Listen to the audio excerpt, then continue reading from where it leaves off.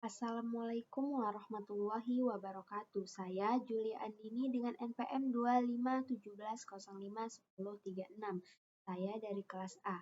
Nah, saya akan membahas mengenai jawaban dari soal yang telah saya buat untuk memenuhi tugas dari mata kuliah Organisasi Arsitektur Komputer. Nah, soalnya ini. Sebuah perusahaan merancang dua komputer dengan kemampuan yang berbeda. Komputer yang pertama memiliki instruksi perkalian, sedangkan komputer kedua tidak memiliki instruksi tersebut dan melakukan perkalian dengan mengulang operasi penjumlahan. Namun, keduanya memiliki jumlah register dan format instruksi yang sama. Nah, berdasarkan konsep komputer arsitektur dan komputer organization, manakah pernyataan berikut yang benar?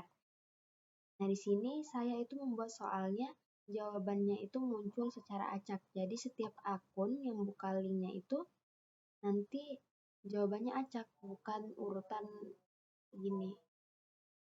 Nah, yang pertama itu ada jika jumlah register dan format instruksi sama, maka kedua komputer pasti memiliki instruksi yang identik.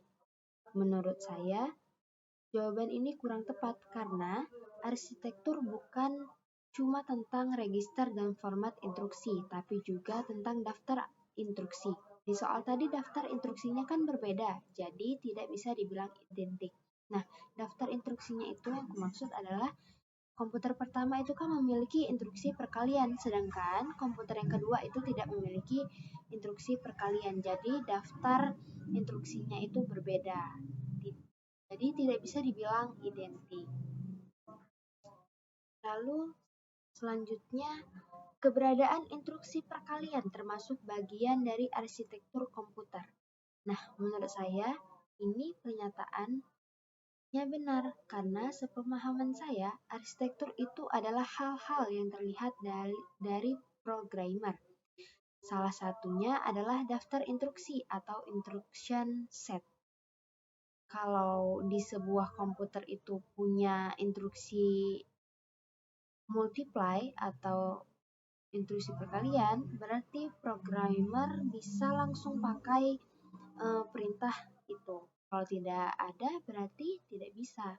Jadi menurut saya ini termasuk arsitektur karena instruksi itu bagian dari ISA, yaitu Instruction Set Architecture. Selanjutnya, organisasi komputer berhubungan dengan bagaimana hardware mengimplementasikan arsitektur. Nah, ini sesuai dengan definisi yang ada di buku, bahwa organisasi itu cara hardware menjalankan atau mewujudkan arsitektur. Jadi menurut saya jawaban yang ini benar. Jadi ini benar, lalu ini benar. Oke. Nah, selanjutnya, cara komputer menjalankan instruksi perkalian termasuk organisasi komputer. Dari yang sudah saya baca materinya, organisasi itu lebih ke cara kerjanya bagian dalam hardware.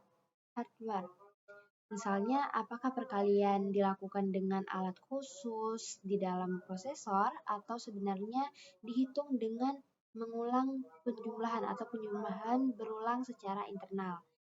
Nah, programmer itu kan tidak melihat proses itu, karena programmer itu, arsitektur itu adalah hal-hal yang dapat dilihat oleh programmer, sedangkan organisasi itu kebalikannya. Jadi tidak termasuk organisasi.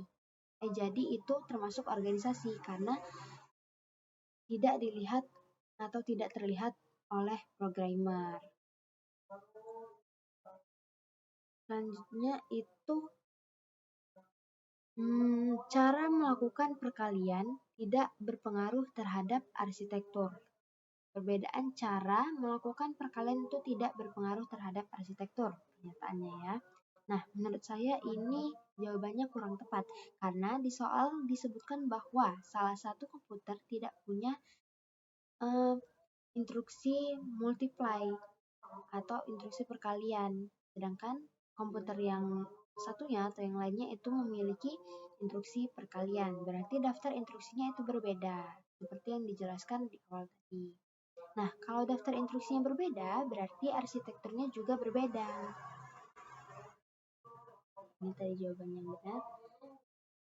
Nah, sekian penjelasan dari saya. Kesimpulannya, jawaban yang benar atau pernyataan yang benar menurut soal di sini berdasarkan pernyataan. Nah, berdasarkan konsep komputer arsitektur dan komputer organization, pernyataan yang benar itu menurut saya ini.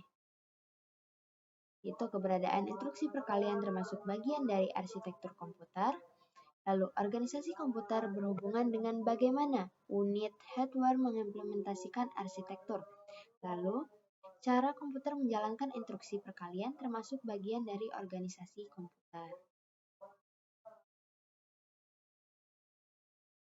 Sekian penjelasan dari saya.